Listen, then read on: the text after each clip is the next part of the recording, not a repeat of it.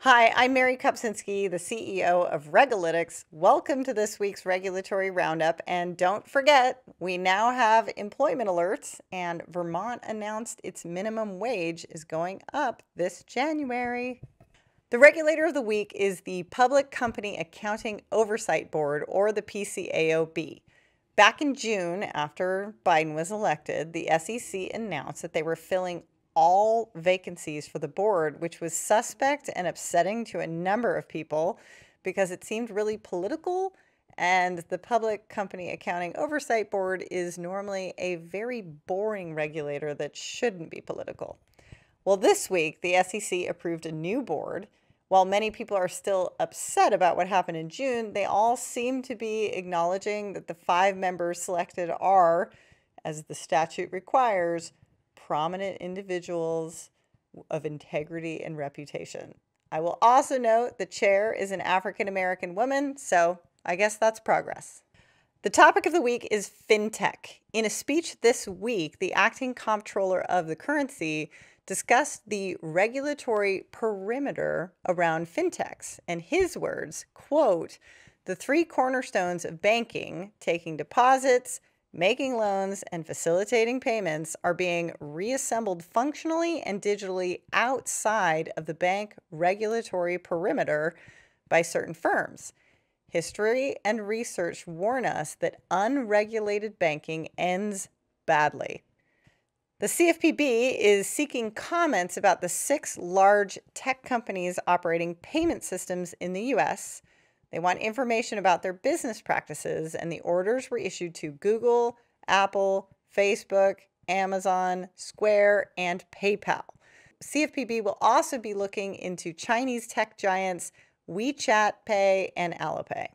And as many of you have been reaching out to me and asking for more info on Bitcoin and blockchain ETFs, the answer is there's a lot. I see one a day at least.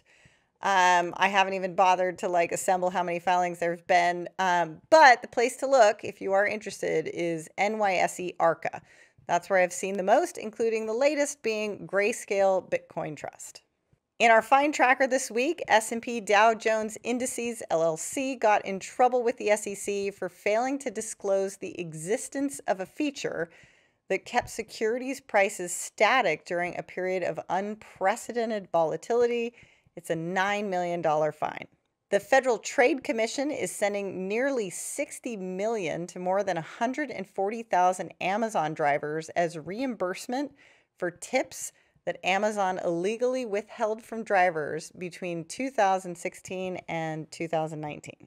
For those of you following diversity, the FDIC announced the creation of a new Office of Minority and Community Development Banking.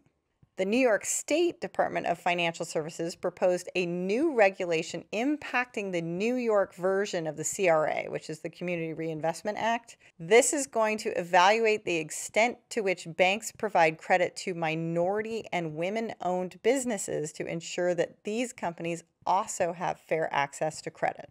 So the last piece of news I'm bringing up is super dumb, idiosyncratic thing that literally only we at Regalytics would have an opinion on.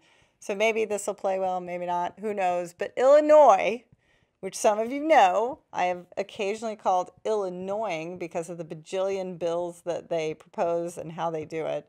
But anyway, their Secretary of State's formal website was cyberdriveillinois.gov. Like Cyberdrive? It was super confusing. We thought this can't possibly be the official website of the Secretary of State of Illinois. But in fact, it was. And we lived life for years reading articles on cyberdriveillinois.gov. But I'm pleased to say no more. This week, the Secretary of State, Jesse White, announced that the formal website is now ilsos.gov. Thank goodness. That's it this week for Regalytics. Get your employment alert subscription on the books. See you next week on LinkedIn and YouTube.